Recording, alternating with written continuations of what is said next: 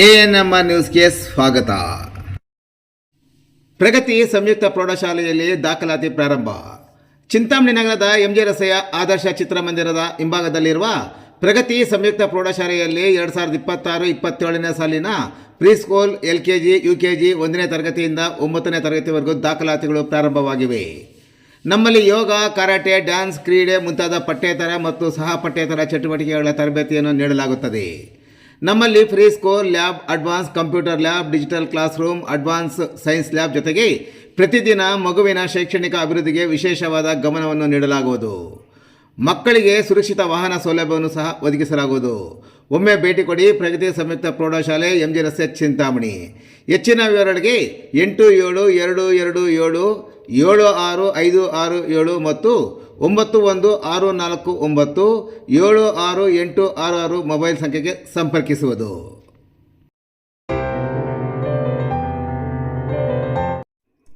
ಪತ್ನಿಯ ತವರು ಮನೆಯವರ ಪ್ರವೇಶದಿಂದ ನನ್ನ ಮರ್ಮಾಂಗಕ್ಕೆ ಹಲ್ಲೆ, ಪತಿರಾಯ ಆರೋಪ.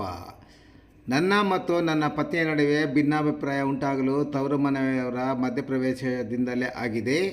ಪತ್ನಿ ವರ್ಷ ಮತ್ತು ಆಕೆಯ ತಾಯಿ ಸೇರಿಕೊಂಡು ನನ್ನನ್ನು ಕೊಲೆ ಮಾಡುವ ಉದ್ದೇಶದಿಂದಲೇ ನನ್ನ ಮರ್ಮಾಂಗಕ್ಕೆ ನನ್ನ ಪತ್ನಿಯ ಕೈಯಿಂದಲೇ ಹಲ್ಲೆ ಮಾಡಿಸಿದ್ದಾರೆ ಎಂದು ಗಾಯಾಳು, ಚಿಂತಾಮಣಿ ತಾಲೂಕಿನ ಮುಂಗನಹಳ್ಳಿ ಹೋಬಳಿ ವೆಂಕಟಯ್ಯನಕೋಟೆ ಗ್ರಾಮದ ಮುನೇಂದ್ರ ಬಾಬು ದೂರಿದರು. ಪತ್ನಿಯ ಹಲ್ಲೆಯಿಂದ ಗಾಯಗೊಂಡು ಚಿಂತಾಮಣಿ ಸಾರ್ವಜನಿಕ ಆಸ್ಪತ್ರೆಯಲ್ಲಿ ಚಿಕಿತ್ಸೆ ಪಡೆಯುತ್ತಿರುವ ಮುನೇಂದ್ರ ಬಾಬುರವರನ್ನು ಭೇಟಿಯಾದ ವರದಿಗಾರನಿಗೆ ಮಾತನಾಡಿದ ಅವರು, ಕಳೆದ 7 ವರ್ಷಗಳ ಹಿಂದೆ ನಮ್ಮ ಗ್ರಾಮದ ವರ್ಷ ಎಂಬಾಕೆಯನ್ನು ನಾನು ಪ್ರೀತಿಸಿ 1 ವರ್ಷದ ಹಿಂದೆ ಪ್ರೇಮ ವಿವಾಹ ಮಾಡಿಕೊಂಡೆ. ಮದುವೆಯಾದ ಮೊದಲು 1 ವರ್ಷ ಇಬ್ಬರು ಅನನ್ಯವಾಗಿದ್ದೆವು. ನಂತರ ಪತ್ನಿಯ ತವರು ಮನೆಯವರು ಅಂದರೆ ಅವರ ತಾಯಿ ಮಧ್ಯಪ್ರವೇಶದಿಂದ ನಮ್ಮ ನಡುವೆ ಭಿನ್ನಾಭಿಪ್ರಾಯ ಶುರುವಾಯಿತು ಎಂದು ವಿವರಿಸಿದ ಅವರು, ನನ್ನ ಪತ್ನಿ ಹಾಗೂ ಆಕೆಯ ತಾಯಿ ಸೇರಿ ನನ್ನ ಕೊಲೆ ಮಾಡಲು ಸಂಚು ರೂಪಿಸಿಕೊಂಡು ನಾನು ಮಲಗಿರುವಾಗ ನನ್ನ ಪತ್ನಿ ನನ್ನ ಮರ್ಮಾಂಗಕ್ಕೆ ತೀವ್ರವಾಗಿ ಹಲ್ಲೆ ಮಾಡಿದ್ದಾಳೆ ಎಂದು ಗಾಯಾಳು ಮುನೇಂದ್ರ ಬಾಬು ಆರೋಪಿಸಿದರು. ಹಲ್ಲೆಯಿಂದ ನನಗೆ ತೀವ್ರ ಏಟಾಗಿದ್ದು ಪ್ರಜ್ಞೆ ತಪ್ಪಿ ಬಿದ್ದಿದ್ದ. ಮತ್ತೆ ಎಚ್ಚರಿಕೆಯಾಗಿ ನಮ್ಮ ಪೋಷಕರಿಗೆ ತಿಳಿಸಿದಾಗ ಅವರು ನನ್ನ ಆಸ್ಪತ್ರೆಗೆ ಕರೆತಂದು ಚಿಕಿತ್ಸೆ ಕೊಡಿಸುತ್ತಿದ್ದಾರೆ ಎಂದು ವಿವರಿಸಿದ ಅವರು, ಪತ್ನಿಯ ಮನೆಯವರು ವಿಚ್ಛೇದನ ನೀಡುವಂತೆ ಒತ್ತಾಯಿಸುತ್ತಿದ್ದಾರೆ ಮತ್ತು ಬೇರೆ ಮದುವೆ ಮಾಡಿಕೊಳ್ಳುವುದಾಗಿ ಪತ್ನಿಗೆ ಹೇಳುತ್ತಿದ್ದಾರೆ ಎಂದರು. ಇನ್ನು ನನ್ನ ಮೇಲೆ ಹಲ್ಲೆ ಮಾಡಿದ ಘಟನೆಗೆ ಸಂಬಂಧಿಸಿದಂತೆ ಈಗಾಗಲೇ ಬಟ್ಟಳ್ಳಿ ಠಾಣೆ ಪೊಲೀಸರಿಗೆ ದೂರು ಸಹ ನೀಡಿರುವುದಾಗಿ ಹೇಳಿದ ಅವರು, ಪತ್ನಿಯ ಹಲವು ಗಲಾಟೆ ಸಂದರ್ಭದಲ್ಲಿ ತೆಗೆದ ಫೋಟೋ ಮತ್ತು ವಿಡಿಯೋ ಸಮೇತ ಸಾಕ್ಷ್ಯವನ್ನು ಪೊಲೀಸರಿಗೆ ನೀಡಿರುವುದಾಗಿ ವಿವರಿಸಿದರು. ಕೋಟೆ ಅಂತ ಬಟ್ಲಲ್ಲಿ ಪೊಲೀಸ್ ಸ್ಟೇಷನ್ ಬರೋದು.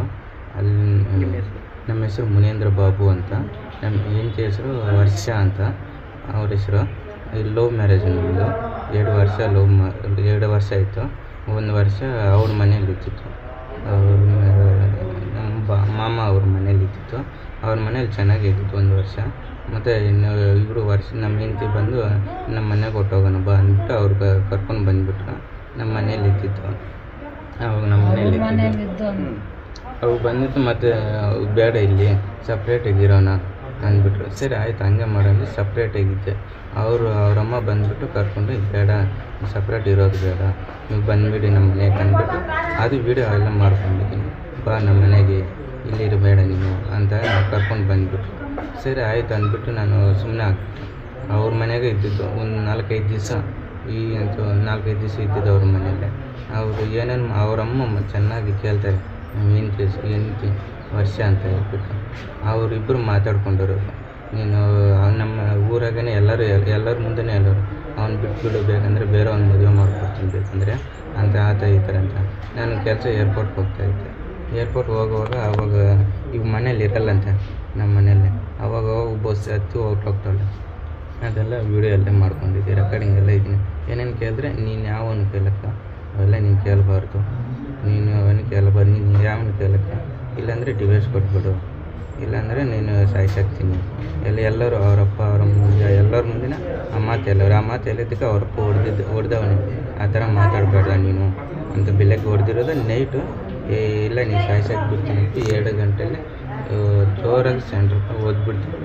ಆವಾಗ ನನಗೆ ಏನೋ ಮಾತಾಡೋಕ್ಕಾಗಿಲ್ಲ, ಏನೂ ಮಾಡೋಕ್ಕಾಗಿಲ್ಲ.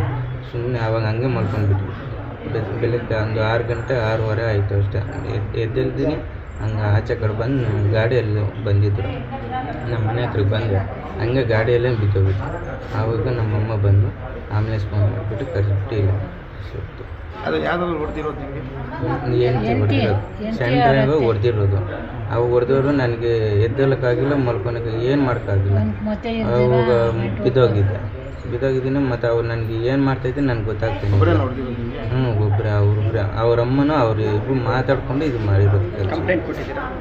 ಕಂಪ್ಲೇಂಟ್ ಕೊಟ್ಟಿದ್ದೆ ಸರ್. ಏನು ಸಾಯಿಸ್ಬೇಕು ಅಂತ ಎಷ್ಟು?